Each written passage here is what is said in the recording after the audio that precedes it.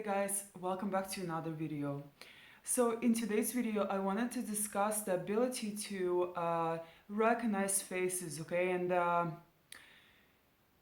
other uh, things or issues that relate to your memory or that relate to your brain, okay, and trauma, okay, in connection to trauma, because it is, believe it or not, our ability to recall information, our ability to remember, our ability to store that information, whether in long-term memory or short-term memory, is affected by trauma.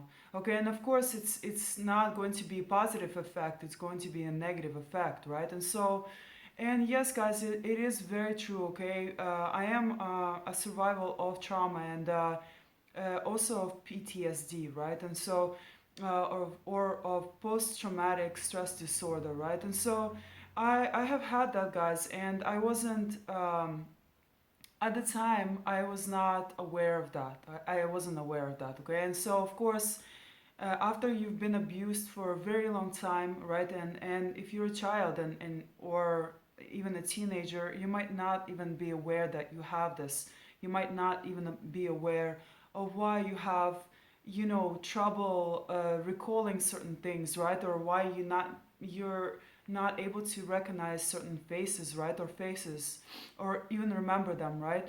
But guys, believe it or not, it is true, okay? I have had this myself. To this day, I have problems recognizing faces, okay? And I thought it was just a me thing at some point. I was like, okay, I didn't really think too much about it, but yes, it's true.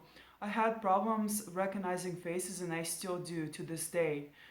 So that part of my trauma hasn't healed. Okay, it has gotten better though. Okay, it has improved.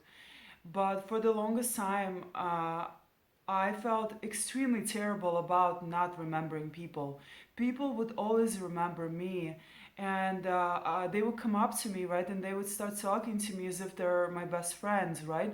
But I would just look at them and be like, who is this? This is this is the first time that I'm seeing this person, like, and they're acting like I'm their best friend, and they spoke to me before, and like I've had this guys literally all of my life, okay, and like I said, it has gotten better, and so now I'm beginning to remember the people that I spoke to, right? Maybe once, maybe twice, right? But in in the past I didn't remember, and the situations turned very often, especially for me, turned very embarrassing because I had to tell them, and then I'm very blunt, right? I'm direct. I'm usually straight to the point. If I don't remember, I will say. I'm not gonna pretend, right? So I would tell them, I'm sorry, I don't remember who you are, or I don't remember speaking to you, or like I don't remember like your face, right? Like who are you, and why do you know me, But once again, unfortunately, this relates to trauma, okay, and the abuse that you might have experienced in the past, okay. But also, right, just so you guys know, there's a condition, okay, and this condition, it's known as prosopagnosia, okay. Prosopagnosia, it's the inability, or it's called face blindness, right? And sometimes it runs in the families. About 2% to 3% of the entire population, they have this, okay. And once again, people with this condition, they don't have the ability or haven't developed the ability to recognize faces, okay. And this can once again, this can happen because of brain damage, right? Because of a stroke, because of Alzheimer's, because of like a injury, right, or an inflammation in the brain. And so yes, there's that, right? So this can happen too. You can possibly have this condition, okay, if you don't recall faces. Uh, and so of course, and like I said, it is often very embarrassing, right, for the other person involved too. So it can be embarrassing for both people, right? And yeah, some people might take it as an insult, right? Like, wow, we spoke, and because you want to be remembered, right? And so oftentimes I had to also just play along a little bit, right? And just pretend like eventually I started doing that, right? Just kind of pretending that, okay, I do remember you, right?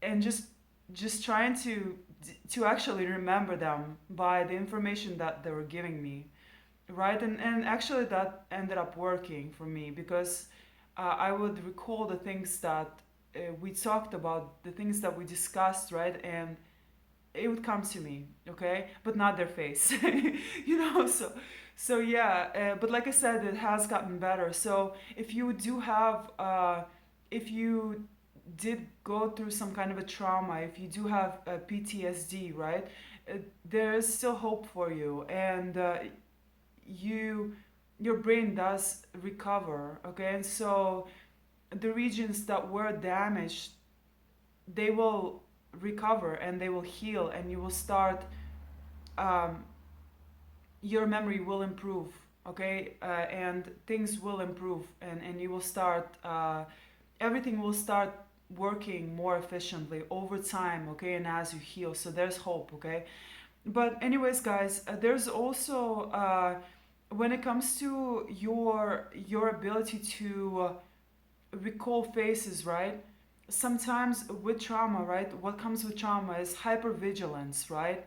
And hypervigilance means that you uh, you were trained, or your brain was trained to focus on other things besides the face. So a the ability to recall the face was kind of lost in translation, right? And because you had to focus on other things, such as, maybe the tone of voice, or the body language, right? Or visual cues, okay? And so you that's why also your abilities in when it comes to those things were much more developed than your ability to recall the face itself.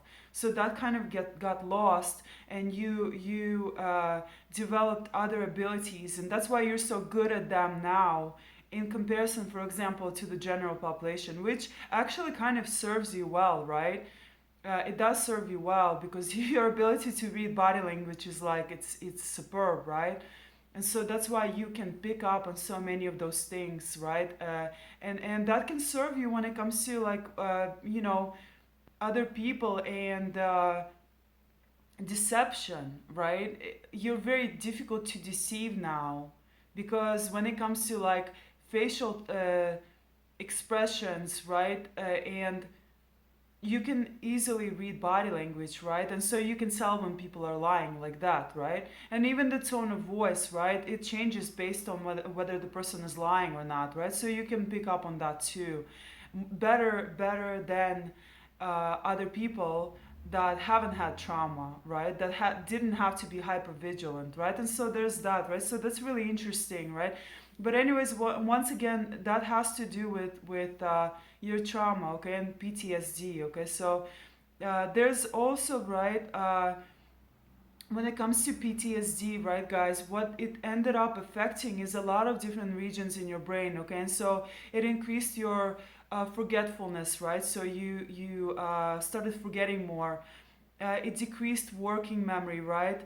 Your overall difficulty with short-term and long-term memory has increased, okay? Or yeah, you.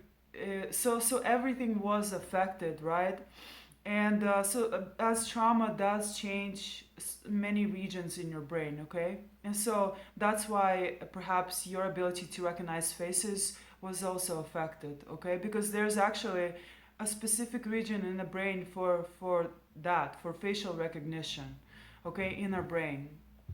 And so, um, yeah, and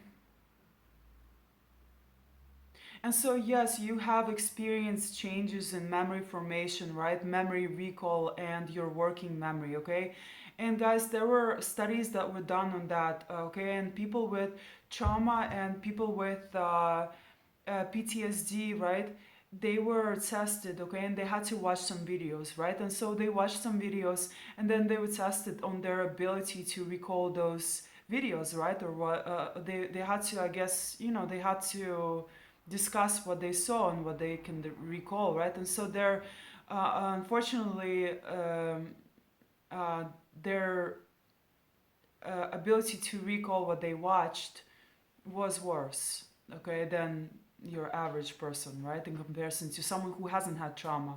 And that is very true too, guys. Okay, I can tell you this from experience because when I was in a relationship immediately after my PTSD, right, with my mom, right, when I got out of the house, and when I was very young, right, I was in a relationship with someone, right? Also a very toxic person, okay? But he kept on asking me, like, why do you not remember anything? Like, why do you not remember any of the things that we did or anything that you watched, right? And I just blamed myself for it. I blamed myself. I was like, why do I not remember, And I really felt really terrible about that. I felt terrible about it. I felt guilty when really I shouldn't have been, right? Like, it's not my fault, right? Like I said, it happens to trauma survivors. It happens to, victims of abuse, and it's terrible. And so you should never blame yourself for that. You should never blame yourself. And of course, there are many different things that you can do in order to become healthier and in order to heal, right? And so there, you guys should look into that, right? To research some of that. Of course, you can hire a therapist, right? Or like I said, there are many tools that you can utilize in order to heal again, okay? Because healing is possible, guys. My ability to recall memories, um, it has significantly improved, okay? I mean, to recall information, okay? And even memories, okay? And so yeah, guys, anyways, I hope you enjoyed this video. Thank you so much for watching. Please subscribe if you haven't already. Please check out some of my videos, my courses, my books, uh, as you will love them, okay? They're amazing, I think, especially for those that are looking for that healing, especially for those that are lost, that don't know where to start or don't know where to begin, uh, you know. And so I give you the step-by-step, kind of, I give you guidance as to what you can do to and which steps you can take in order to start healing and to heal, okay? In one of my books, okay? So please check it out. If you have kids, also check out my children's book. It's amazing, okay? It's a lot of fun to read. It has beautiful pictures. And yeah, thank you so much for watching, guys. And thank you so much for subscribing, okay? Stay tuned for more videos.